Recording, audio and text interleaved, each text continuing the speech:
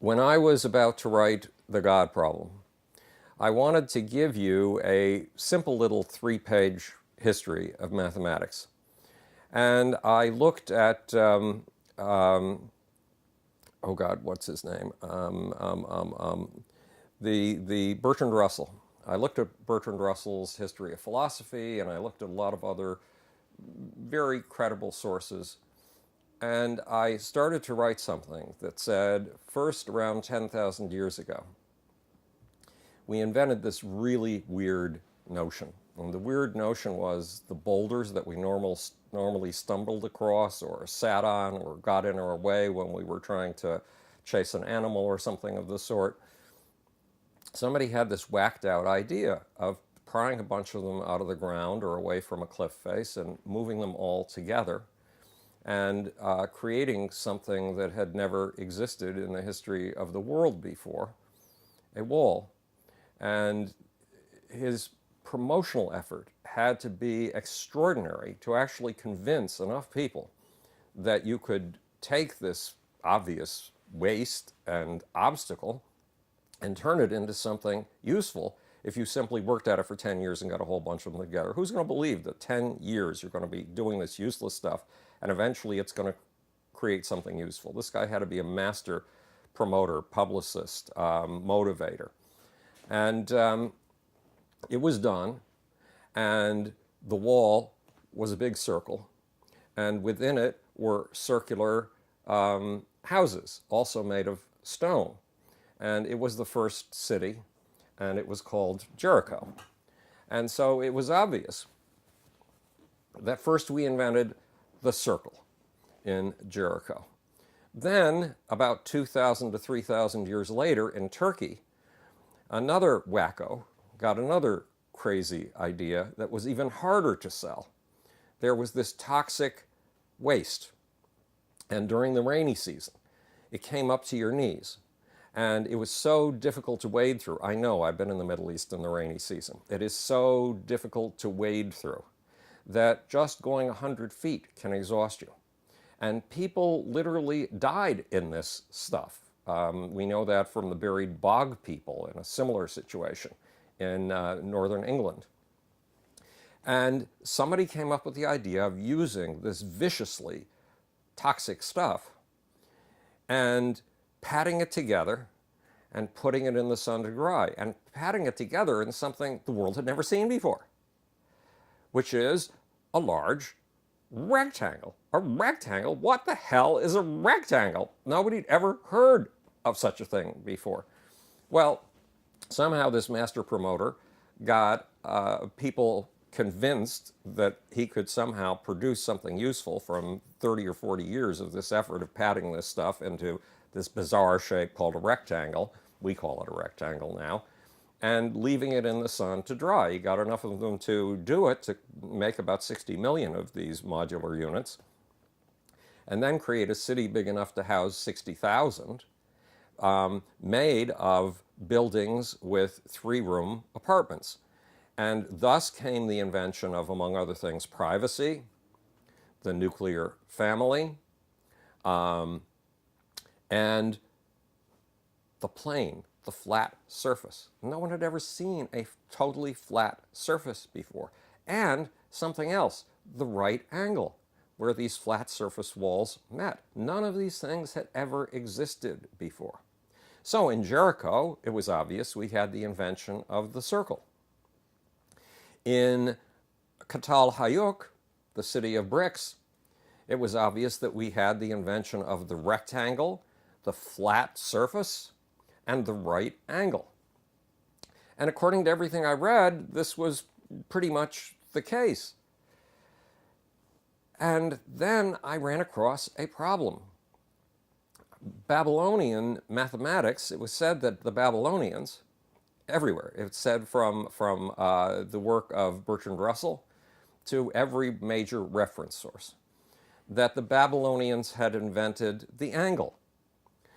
For example, they'd invented the 360 degrees of a full circle, the 360 slices of an angle. So being an obsessive and wanting, if I'm going to put you if I'm going to tell you about the Babylonians, my job is to put you in the shoes of a Babylonian, which means I need to know what those shoes were made of so you can feel them, and what you were wearing, and what the world looked like around you. And if I'm going to tell you about how the Babylonians invented the 360 degrees of a circle, the angle, then I want to know what the material was with which they made their equivalent of a protractor. A protractor is that object they give you in high school that allows you to measure angles. The difference between this and this and this and this.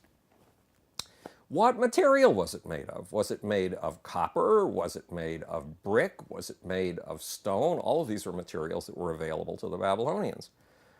And I spent what feels like it was a month doing nothing but trying to figure out what material their protractors were made of. And after a month, I came to a bizarre conclusion. I could not find out what the protractors were made of because there were no protractors. There were no protractors because the Babylonians did not have a concept of an angle. All of the sources, from Bertrand Russell to the Encyclopedia Britannica, were wrong about this. Yes, the Babylonians were obsessed with the number 360. Yes, they, when they saw stars and planets rising on the horizon, they noted where they rose with relationship to each other, and they called that not an angle, but they called it a degree. But it wasn't a regularly measured thing. It meant in the proximity of, on the horizon. And what I realized was, no, when the folks in Jericho invented the circular wall, they had no concept of what a circle was. That concept is more modern. It comes from the Greeks. When the Catalhayukans invented the brick and the garden apartment, the wall and the right angle, they had no idea of a right angle. They had no idea of a flat plane. Those are concepts that were invented by the Greeks. So I set off to find out how these concepts came to be. And it turned out that, well, I discovered many, many things about Babylonian and Greek mathematics. The Babylonians were obsessed with right angles, but they had no name for them. And because they had no concept of an angle, they did not see, even though they were working with right angles all the time, they did not see them the way that we do. They did not see right angles as a division of a circle, a division of an arc, which is the concept behind an angle as we know it today. They worked very hard. I mean, they built big buildings. They built ziggurats, 7-story buildings meant to touch the heavens, their own versions of skyscrapers.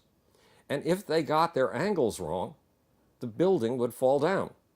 If they got their angles wrong, the monarch, the emperor, who was building these buildings to trumpet his magnificence to the world, would be a laughingstock, like Khufu was in Egypt, who built a pyramid and got the angles for the walls wrong. And the pyramid began to collapse as his workmen were building it. And he had to change the angle in order to make it stable, which means he has a crooked pyramid. He has a pyramid that goes up like this in a very regular way for a while, and then all of a sudden punks out. No monarch wants to spend the treasure of his realm to make people from all around the world admire and fear him, and then come out a laughingstock.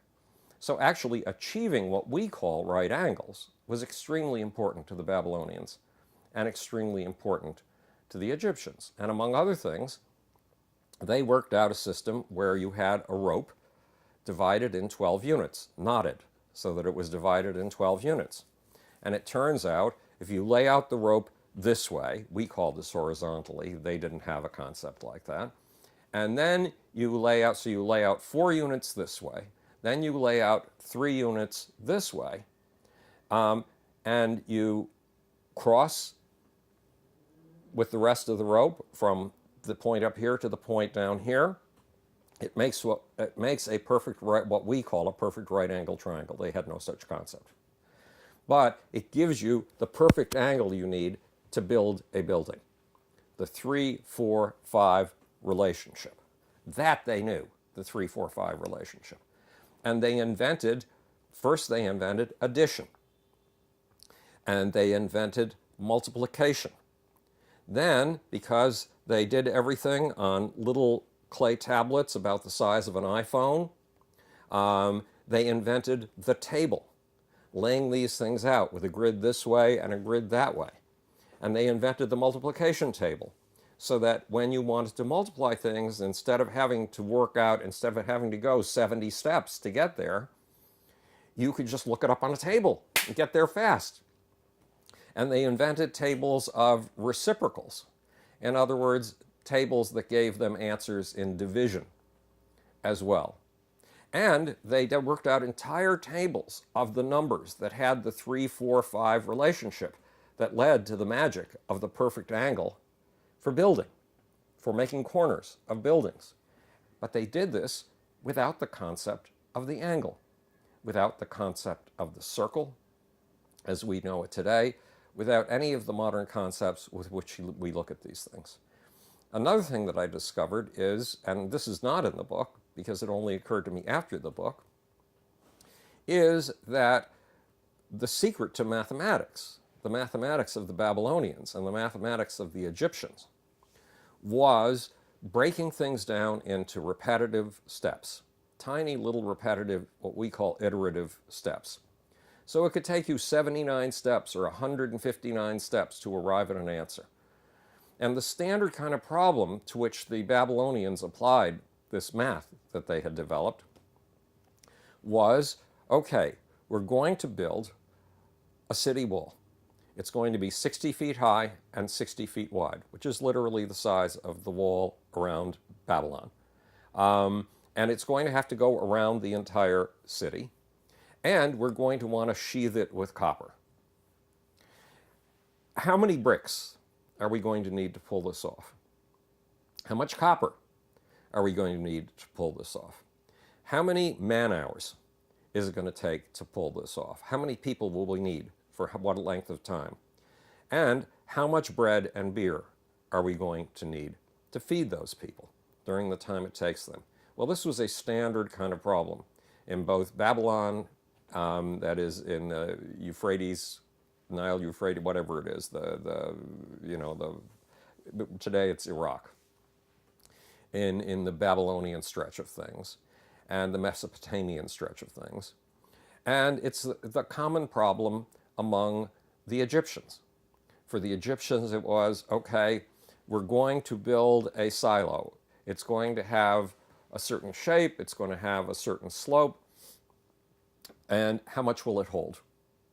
And yet they did all of this without the concept of the angle and without the concept of the circle.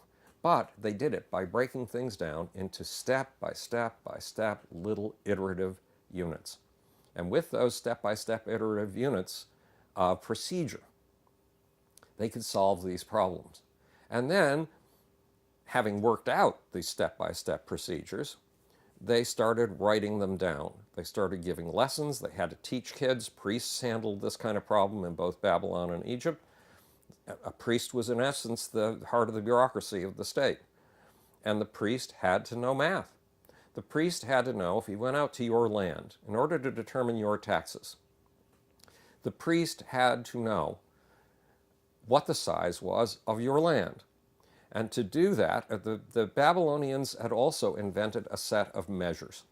One measure was a finger.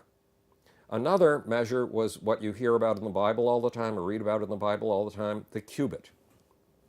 Another measure was the foot. Another measure was the brick. All standard things. But then what happens when you get bigger than a cubit? Well, the next measure was a walking stick, a rod. So the rod was standardized, the brick was standardized, the king kept standards. of a standard brick, a standard rod, a standard cubit, a standard finger. But you needed to get to measure your territory, your land. I'd want to do more than just take my walking rod, which had been standardized according to the king's standard. I'd want to do more than just lay that on your territory over and over and over again. So they worked out the rope as a measure. And the rope would be marked off with knots in rods or in cubits. Now I would go out to your territory with a measuring rope and stakes. And I would put a stake in one corner of your territory, and I would lay out the measuring rope. And I would take note of one measure of your territory. We would call it the breadth. They didn't call it that. And then I would take my rope attached to the stake, and I would lay it out along the other edge of your territory. We would call it the depth. And then I'd take out my multiplication table, and I'd multiply this measure by this measure, and I'd get the area of I would get what's called, what the Babylonians called, your field. A term that would be used by people like Albert Einstein a long time later because it would embody a fundamental metaphor in mathematics. And having comprehended what we would call the area, but they didn't, of your field, they simply called it your field, I'd now know how to tax you. And since I, the priest, am in charge of measuring these things, we know how to divvy things up.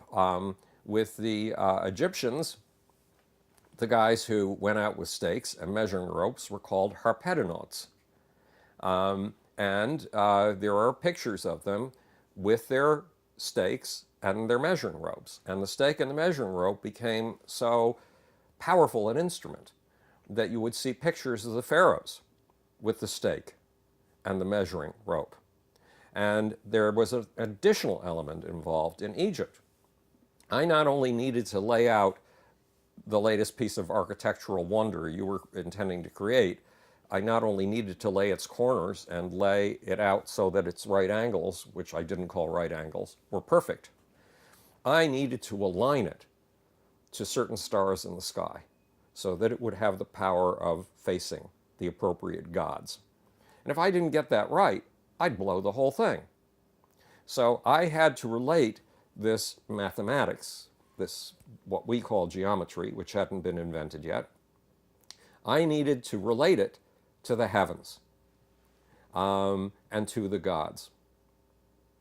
So it's by using these measures, the Egyptians came to even measure time in bricks.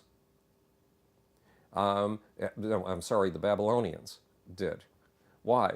Because they had water clocks. They eventually learned to measure time. And they measured time by the weight of the water that had emerged from the bottom, the spigot on the bottom of the water clock. And they measured that water in minas, in bricks. Everything came down ultimately to fingers, forearms, rods, ropes, and bricks. And all of these were interchangeable units in mathematics. You could transfer from one to the other. And this was the beginning of math as we know it, but then they began to write this stuff down. They taught it in schools. In one school, they used, of course, these iPhone-sized clay tablets in order to do exercises and teaching mathematics. And they went through so many of them that in one school, and by the way, when they were finished using them, and they had a recycling facility that would wipe the writing off and allow you to recycle your clay tablet. But eventually the clay tablets wore out, and they kept them, and they used them to make furniture, and they used them to repair the walls and the roof. There were so many of them. There were something like 100,000 of these extras, because over the course of years, these schools taught generation after generation after generation. And math is an obsessive thing. even if it doesn't have right angles and doesn't have a 360-degree circle, even if it just has the kinds of steps and bricks and forearms that the Babylonians and the Egyptians work out. And people become obsessed with it. And they particularly become obsessed with compound interest. They particularly become obsessed with dreaming about, if I loaned out a certain amount of money at a certain percentage of interest and I waited 20 years, how much would I be worth? How much would the total owed to me back be? And people were so obsessed with dreaming themselves as wealthy people that they worked out math problems like this over and over again just for entertainment. And eventually some people came up with modifications. Some people came up with innovations. So the math kept advancing. Meanwhile, in Babylon, they did all of this with clay. In Egypt, they did all this with papyruses. So the oldest mathematics papyrus is about 4,000 years old. And they used these, and then they copied the papyri over and over and over again, and they lasted for hundreds and thousands of years teaching math to new generations of kids. Another kind of iterative process, planting the mathematics in the mind of one generation, then the mind of the next generation, then the mind of the generation after that. That was pretty much the state of math. I mean, even though the Egyptians worked out the area of baskets, what it would hold in terms of grain, and worked out crazy little problems, both the Babylonians and the math, or the Egyptians did this. If 7 cats ate 7 rats, and 7 goats ate 7 cats, and 7 people ate 7 goats, how many total units are there in this puzzle?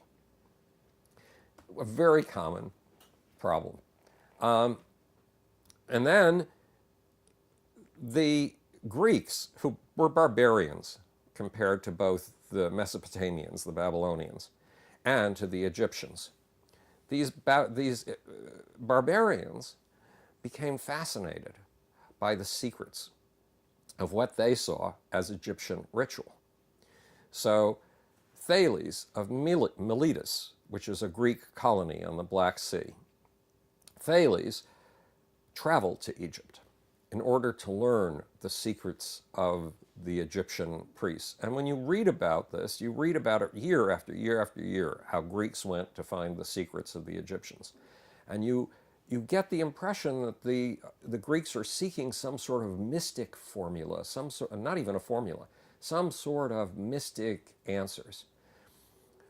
And they are, because for the Egyptians and the Babylonians, this stuff is the province of priests. The mathematics is the province of priests. But in reality, what they bring back to Greece is mathematics. Now, Thales, the first guy we know of to go down to Egypt and learn the secrets of the Egyptian priests, was a thoroughly secular guy. In fact, he figured out how to take gods out of the explanatory equation of things.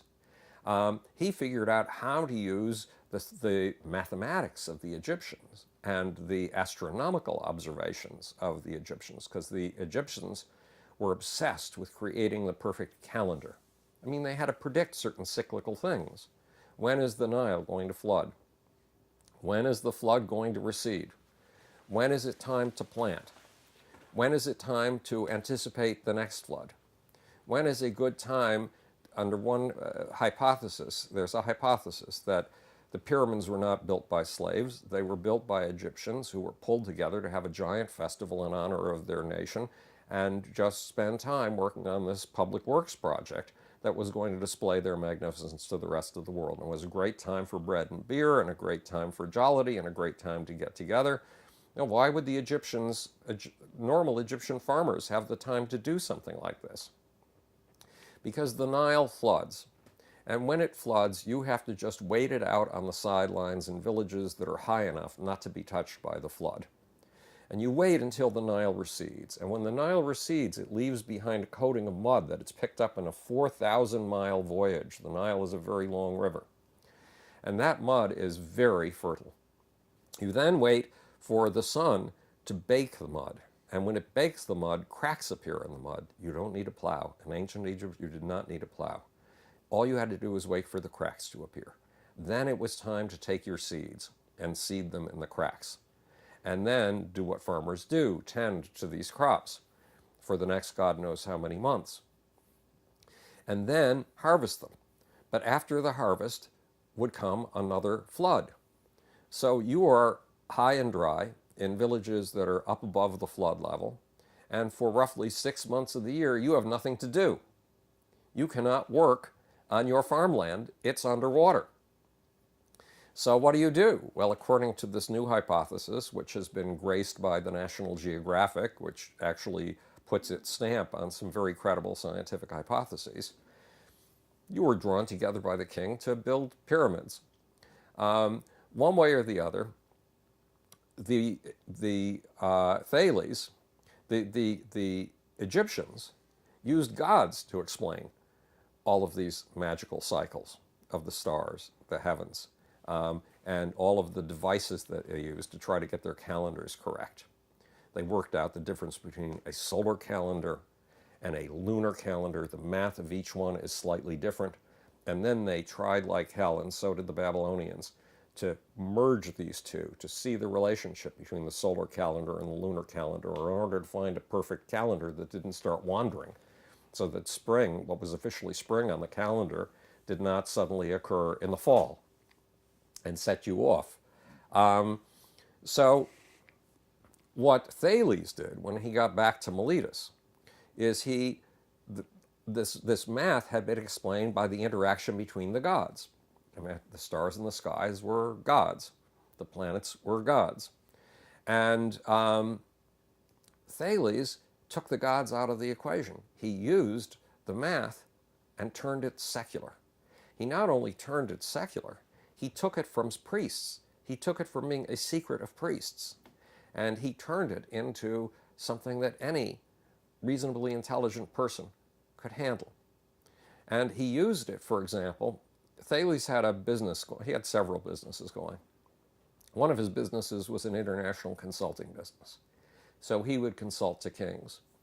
And one of the kings he was consulting with was in a war with a rival king. And Thales used the mathematics of the Egyptians to predict when an eclipse was going to come. And he told the king, there's going to be an eclipse at this time. And if your men know about it, but the enemy does not, and your men know that I was able to predict it with math, it had nothing to do with gods, the enemy is going to be terrified when the eclipse comes. They're going to think that they've incurred the anger of the gods and that the world was about to end. Your men will know better, because your men will be thinking secularly. And it worked. When the eclipse came, the enemy fell to its knees, humbled and afraid that the world was about to end. And the troops of the king that Thales was advising, did not have that problem. They went on fighting. They knew that the eclipse had been predicted for this time and that it was going to be over in a certain amount of time. Thales gave a name to this form of thinking that took gods out of the equation and made prediction a secular business. And he called it philo, love, of knowledge, Sophie, philosophy. Then came Pythagoras.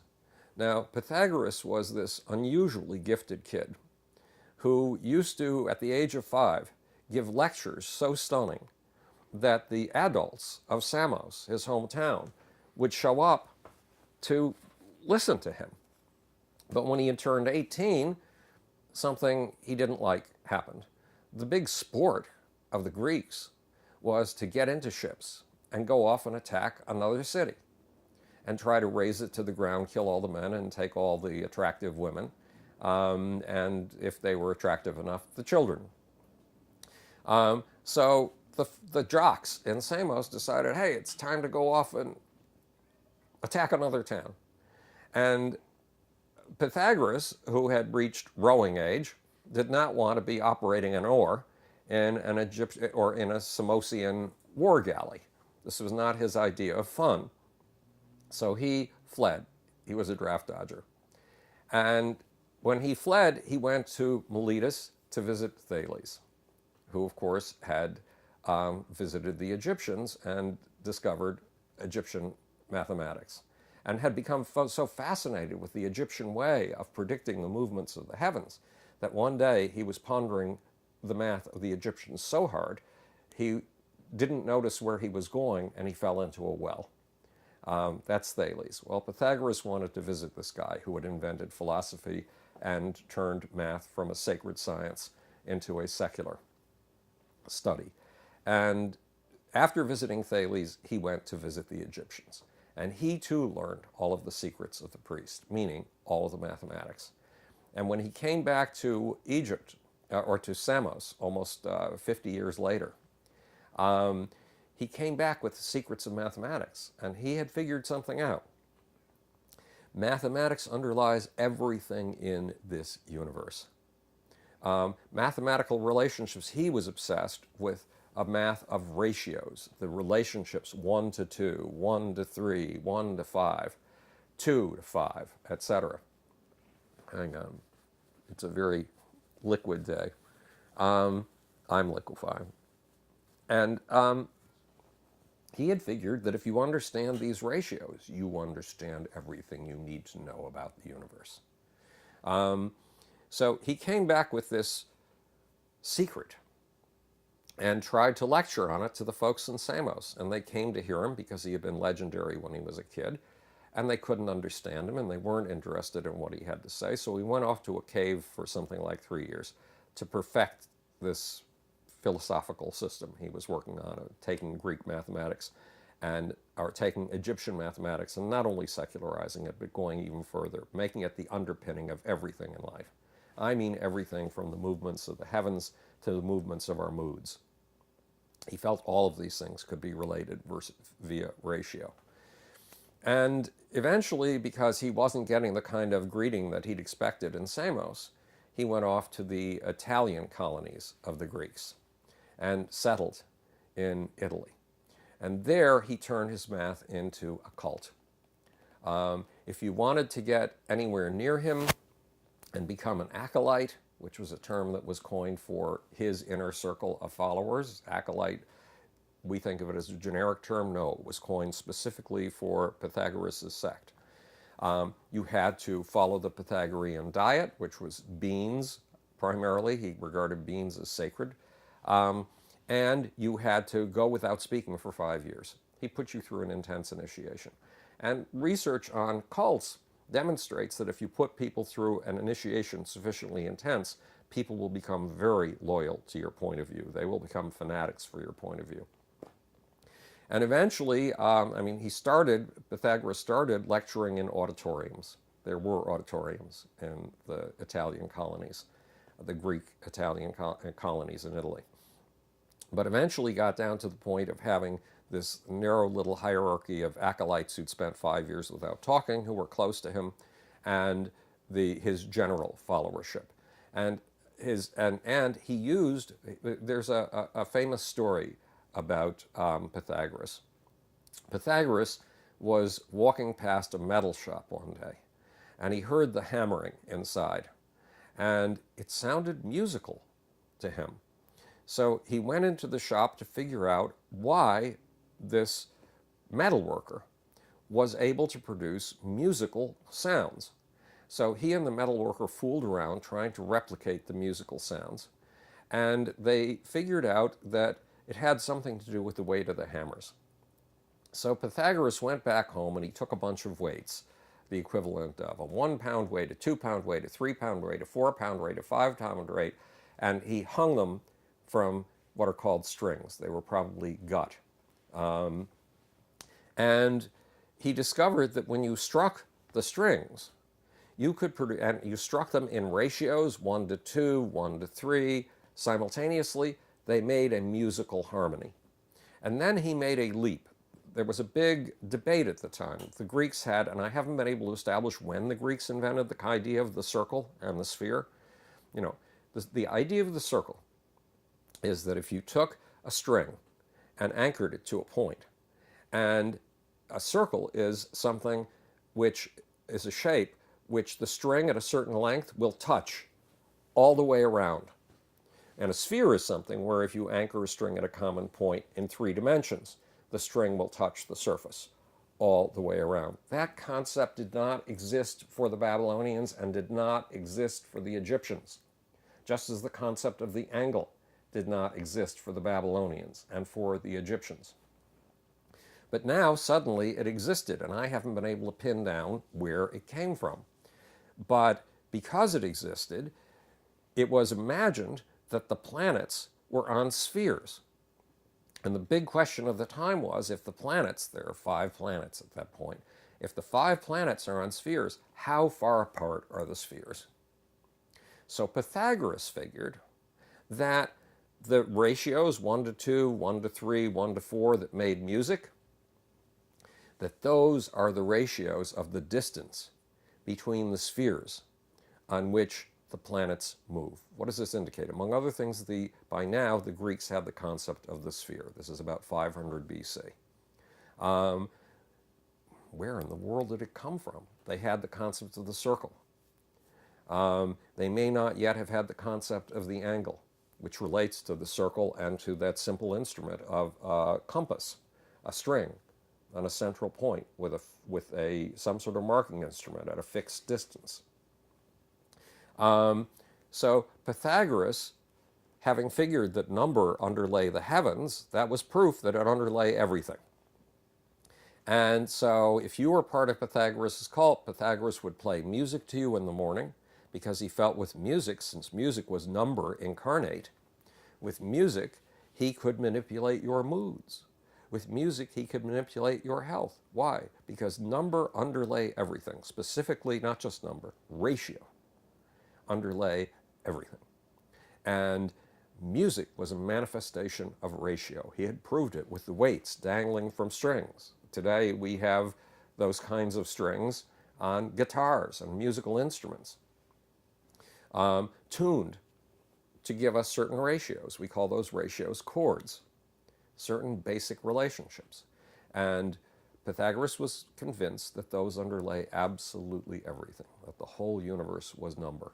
And if you look at the works of people like Max Tegmark today, these are people who believe that every mathematical system is a reality. Every mathematical system represents a different universe.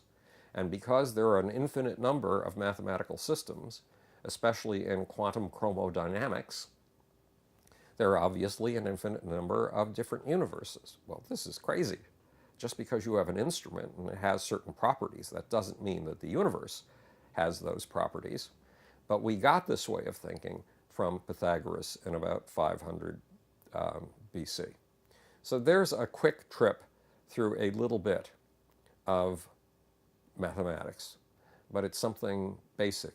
The most basic lesson of this: don't assume, look at your concepts as if you were a Martian arriving on this earth for the very first time, because the concepts that you take for granted in math, like number, zero, infinity, and the arc, the angle, the circle, the sphere, all of these are human constructions. All of them. Don't take them for granted. Step outside them, look at them as if you've never seen them before. Try to figure out where they came from, although you can read my book, The God Problem, which will tell you where a lot of them came from. And then try to think beyond them, because they are not the beginning and end of the universe. They are simply a set of tools that we evolved 2,600 years ago, that we invented 2,600 years ago, based on inventions of the Babylonians and the Egyptians, secularized by the Greeks. If the Greeks can invent a new mathematics based on a previous mathematics, we can step outside the bounds of existing mathematics and get far beyond them. And we need to do that. We have the equivalent of primitive tools in our mathematics of today. And it is time to go beyond those primitive tools and invent vastly new, almost incomprehensible to us forms of mathematics.